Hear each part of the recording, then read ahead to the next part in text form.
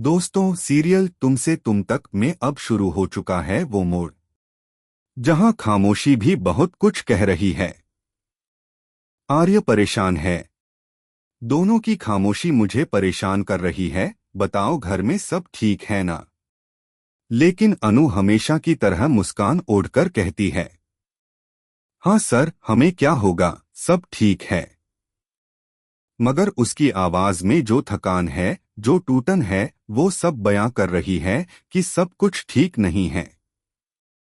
आर्य फिर पूछता है, तुम्हारी आवाज से तो नहीं लग रहा है। पर अनु जल्दी से फोन काट देती है। मैं कल आपसे ऑफिस में बात करती हूँ सर। आर्य समझ नहीं पा रहा, आखिर क्या छिपा रही है अनु उससे। वो जानता है कि जब वो बार बार सब ठीक कहती है तो इसका मतलब होता है कि कुछ बहुत बड़ा गलत हुआ है। उधर ऑफिस में मीरा, जो अनु से शुरू से ही जलती है, अब उसके लिए एक नई चाल चलती है। वो एक फाइल लेकर आती है और अनु को देती है। ये कोटेशन की फाइल है, इसे 45 मिनट के अंदर इस एड्रेस पर जाकर टेंडर ऑफिस में सबमिट करना है। देर मत करना। अनु फाइल लेकर निकलती है।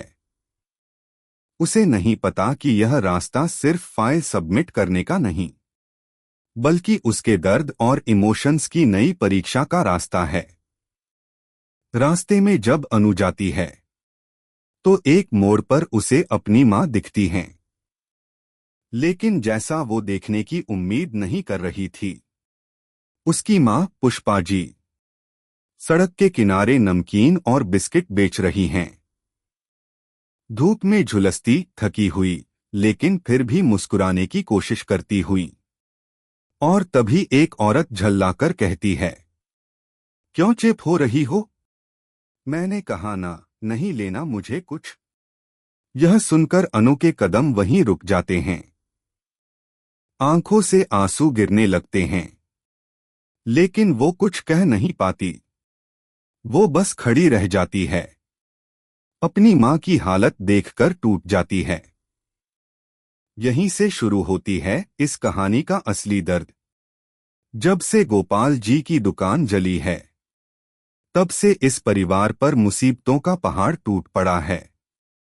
गोपाल जी, जो एक ईमानदार और मेहनती दुकानदार हैं, अब टूट चुके हैं, क्योंकि उनकी सारी मेहनत पल भर में राख हो गई।